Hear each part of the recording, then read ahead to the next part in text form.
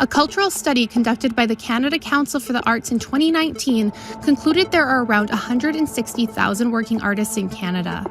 This number accounts for 1% of the total population and indicates that there are more working artists in Canada than there are workers in the automobile manufacturing industry. 52% of artists are self-employed, which is a high number compared to 12% of all Canadian workers. Artists in different disciplines are facing many economic and creative challenges during the current climate of COVID-19. I'm Shelby Travers, and I'm having conversations online with Canadian artists about their experiences during this new normal. With their background in different artistic disciplines, we discuss their work and how they're adapting to the current situation surrounding the pandemic. This is Pandemic Performance, Conversations with Artists. I started my conversation with two artists, Paris Escandon and Jillian Backlin. Well, my name is Paris Escandon. I'm a photographer, visual artist, and motion graphic designer. Originally from Mexico City, Paris moved to Canada and decided to switch from a broadcast career to visual arts by enrolling in the School of Photographic Arts in Ottawa. What's been the most rewarding part of connecting with your community? I think the most rewarding part is meeting so much people. I like to talk with people. I really enjoyed, although the area that I really like to work it's in portraits. So I like to meet people, and I like to be able to photograph people. So I really like the stories behind the people that I photograph. I really like to talk about what they do, why they're here in Canada, how they arrive. And as an immigrant, I really enjoy those stories of people coming from different countries and having a good life or a successful life here in Canada. Is there a project of yours that stood out over the years? I was able to photograph a couple of mechanics in Little Italy here in Ottawa. There have been mechanics in Little Italy for almost 50 years. So we went there to fix my car, and I really liked the environment because they are around in their, I think in the 70s, maybe close to their 80s. And people come and sit there and talk to them, and they have this relationship with the neighborhood. So I really like it, and I asked them if I can just go and take some photos of them working. They didn't understand why. They said, well, sure, if you want to, if you find it interesting. So I went and I take a bunch of photographs of them working. Was really impressive, and really nice experience. And at the end, I bring a couple of photos for them, and they start crying. They were really happy to see the photos that I take of them, and they were amazed that somebody was interested in their work and what they've been doing there. And plus, I find out that day too they were planning to retire finally. So it was really a really nice moment. Nice moments are what connect people across Canada, especially right now. My name is Jillian Backlin, and I created a blog and website called Spastic and Fantastic. She is a writer from Vancouver who shares her thoughts as a woman with spastic cerebral palsy, and she designs clothing merchandise that embrace labels and challenge stereotypes of disabilities. Jillian, can you tell me how you got started with the blog? Honestly, it was mostly for me. I just needed a way to kind of process the way that I was feeling and get my thoughts out. And then I realized that this information that I was writing could be useful for others to gain more knowledge about living with a disability, specifically physical, and what that means for me. So I've always struggled with the idea of labels, and I didn't want to, I've never liked having to put a label on myself, but it seemed like the world always did. So I was always like the disabled one, and that was always the main focus on me, even though there are other parts. And when people talk about disability, it's always a negative sort of in a negative light instead of just sharing it as a positive or even just like it is what it is, right? So the idea of naming it spastic and fantastic was that, yes, like spasticity or spastic is a part of me and a big part because it's one of the main things that you see about me right away. But there's also more to me than that. I asked Jillian how designing merchandise and blogging as a freelancer was the right decision for her as a disabled woman. As I got older and really thought about my circumstances and what living with a disability means, I always knew that I would go sort of the freelance route. So with the merchandise and the blog, I was able to combine like two of my favorite things, which are writing and then also being creative and witty and whatever. So I just think it kind of went together really well. When I came up with a name for the blog, Spastic and Fantastic, I was like, oh, I would totally wear a shirt that says that because I think it's funny. So then that kind of started it, and then I started thinking about that and what it would actually mean to like wear your labels in a positive way. So I thought that was kind of like a good symbol of what it kind of represented, to own them and like be proud of them, whatever that may be. Staying positive can be difficult at the best of times, but what about during a pandemic? Definitely, mental health is a problem. You know, it's hard to don't be depressed. In the other hand, I've been have the opportunity to have my family with me here, which is nice. I think we never passed so much time together until now, which is really good. I find that I write most of my stuff at 2 a.m. when I can't sleep, and then I'm thinking about things, so that seems to be what works best for me. But yeah, the struggles are a definite motivator, and also in relation to the pandemic, I want others to feel like it's okay to struggle, because often in social media we get kind of the highlight reel of things, and I've never wanted to do that. I've always wanted to be real and transparent about my struggles and relate to theirs. Coming up, I speak with Carolyn LaFortune and Liz Winkler, dancers in different disciplines with very different experiences through the pandemic. This is Pandemic Performance, Conversations with Artists. Welcome back to Pandemic Performance, Conversations with Artists. I'm Shelby Travers, and before the break, I spoke to a photographer and a blogger about how they are handling the pandemic. I continue my conversation with artists online by speaking to two dancers from different disciplines.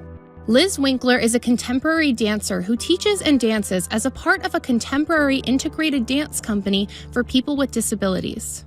Hi, Liz. Let's start off by talking about your journey into dance. You know, I always loved dance, and I had dance training as a teenager, and I always wanted dance to be part of my life. But then I had a motorcycle accident when I was 18 and became paraplegic, and I just had no idea that somebody who used a wheelchair for mobility would be able to have dance training. So I didn't do any of that for a long, long time. And then I was studying at Carleton University, and I was actually studying disability and disability policy and women's issues and disability. And I ran into Shara Weaver, who's one of the co-founders of Propeller Dance, and was invited to a dance class. And it just really changed my life, because I really didn't realize that I could dedicate myself to dance like that and have it be a viable choice. Being unable to meet and perform with her co-performers at Propeller, I asked Liz what the biggest challenge has been for her as an artist during this time. Well, for me, and I think for some of my friends as well, we felt like this almost complete loss of identity, right? Like one day, everything you're doing is out there in the world and expressing yourself as a person with a disability out there in the world. And then the next day it's gone. All those opportunities are gone. All those voices are gone. It's all gone. So I was sort of despairing. We were all a bit despairing, but we have to keep going because we have a community. We have an amazing community. And we also have people out there with disabilities who need programming to survive this pandemic. So there's a challenge for us in this. And so that sort of helped us all to mentally regroup. Liz tells me how other dancers have been impacted at Propeller Dance Studio. This is the year we're doing what we call the Emerging Choreographers program. And that would be artists with disabilities who are ready to create a dance. And of course, the whole thing was supposed to happen in the studio, right? That's what we had in mind. Mm-hmm. But now we're thinking, how do we deliver this? How do we deliver it virtually? How do we deliver it from a different location? And a lot of it is about mentoring and about the creative process in general and mentoring somebody through the creative process. You know, who knows what public spaces are going to open up first? And who knows how long it's going to be before we can get into a theater studio space, which could be months and months and months. My name is Carolyn LaFortune, and my stage name is actually Kerosene. I am a pole dancer, and I'm also the owner of Iron X Fitness in Ottawa. Yeah, so I actually started performing in dance when I was 3, and up until maybe 12 years old. Then I was also performing in music. So I'm a freelance professional musician as well. So I play with multiple bands and we tour, like we've been to Japan and all across the Arctic. And so I'm used to being on stage. I love being on stage. That's where I shine. And I've also done burlesque. So I find like that all of these elements have come together in my pole journey. So I have a lot of musicality from my music background into my pole performances. What drew you into pole dancing and made you want to try it? At first, I was like, oh, this is just a fun workout. I'm not really sure what to expect. And afterwards, it became much more where I faced my fears. Because in pole, like, as every time you try a new move, you're going upside down. It's scary especially if you're going like away from the pole and trying a new spin. Like, it's really scary. And just being able to overcome that fear and progressing that much in like throughout my journey has been really amazing and has definitely increased my self-confidence as well. I used to struggle with like body issues and just I was a very timid and shy person before, and now I find that through pole, that's made me a more outgoing person, just because now I have a bit more, like I feel empowered when I do it. I have a bit more self-esteem through my day-to-day life, and that's all thanks to pole. And how has the pandemic affected you when it comes to the studio and as a performer? It's been hard, and it's been a learning experience, and I just took this time to kind of step back, reevaluate what was working, what wasn't working, what can I improve, what needs to change. And it's been a good experience overall, even with some financial loss. What's been the biggest challenge for you and others as the studio had to close? Is online support enough? Like having the online community was very nice to keep everybody connected through this pandemic and through this tough time.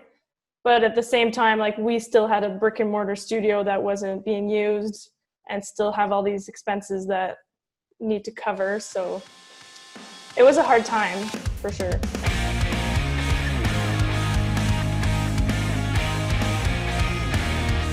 Coming up, I connect with musicians to learn about what they are experiencing during the COVID-19 pandemic.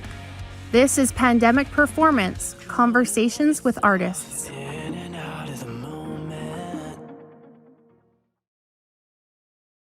Welcome back to Pandemic Performance, Conversations with Artists. I'm Shelby Travers, and I'm having online conversations with artists from different disciplines about their work and life as artists and how they are coping with the COVID-19 pandemic. I'm going to speak with musicians who both agree that it's a tough time for artists right now when it comes to performance and creativity.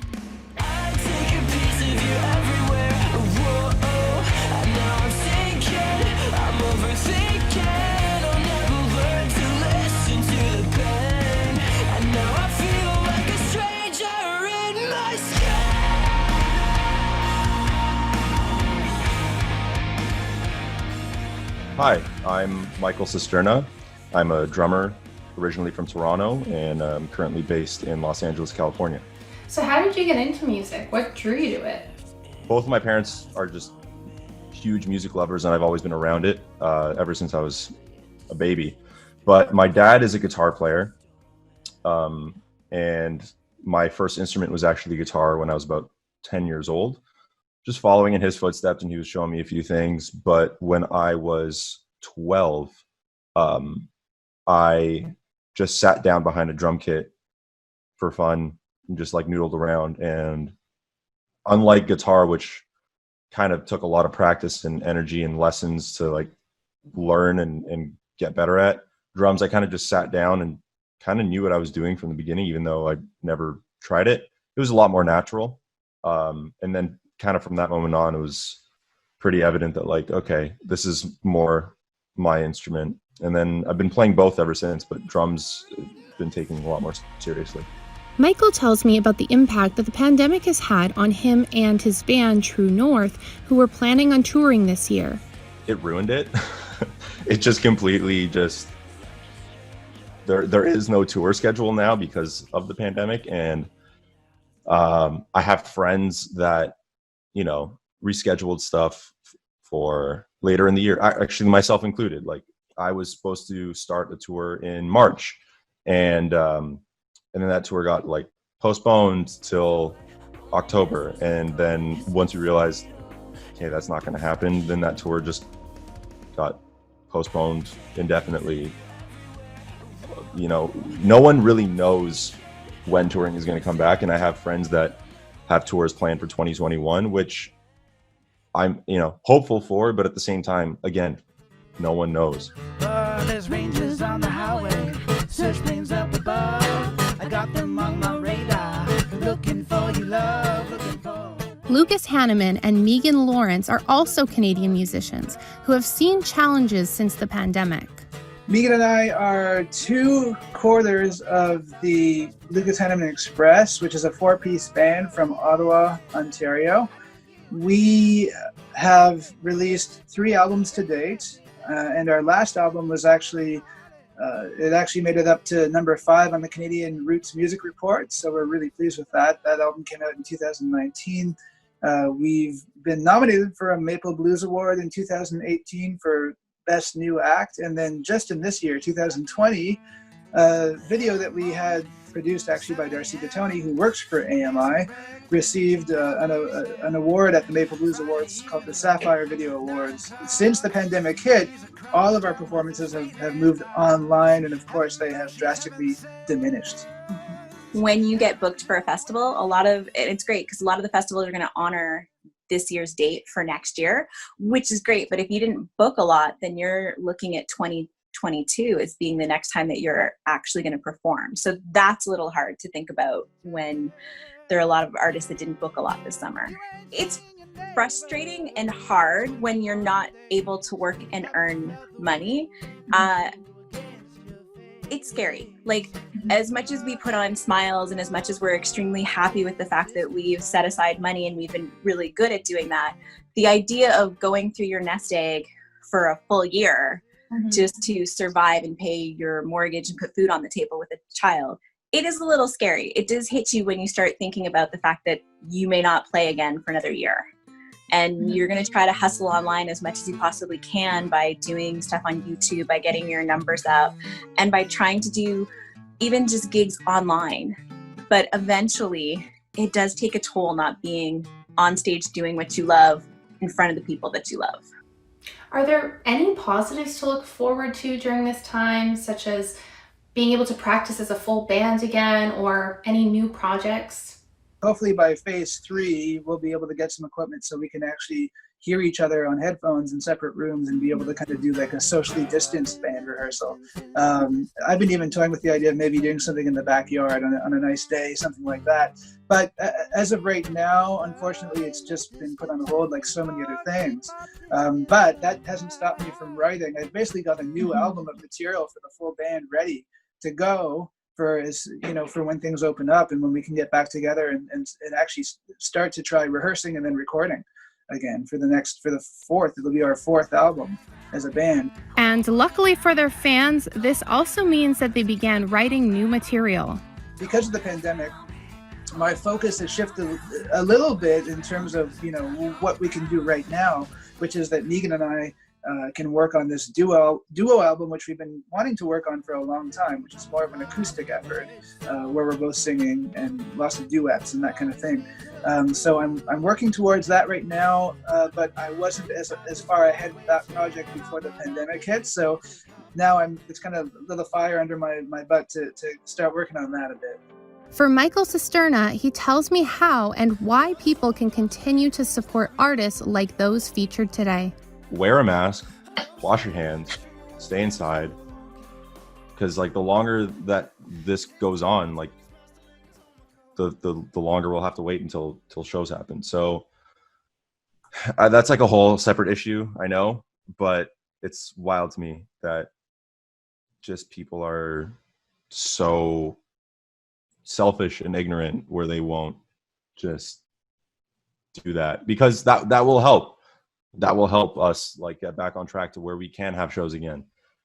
In the meantime, I would say definitely find ways to if you want to support artists and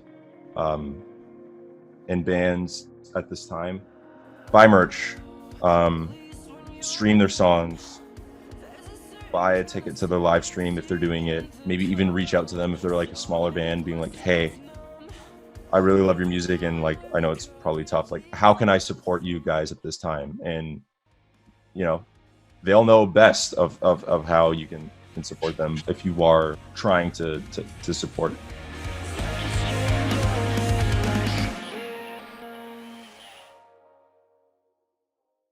Host, Shelby Travers. Producer, Emily Ramsey. Videographer, Andrew Pickup and Darcy DeToni. Editor, Darcy DeToni. Media Accessibility Specialist, Simone Cupid. Audio Post, Mark Phoenix. Graphics, Andrew Antonello. Senior Producer, Michelle Dudas. President and CEO, David Errington. Copyright 2020, Accessible Media Inc.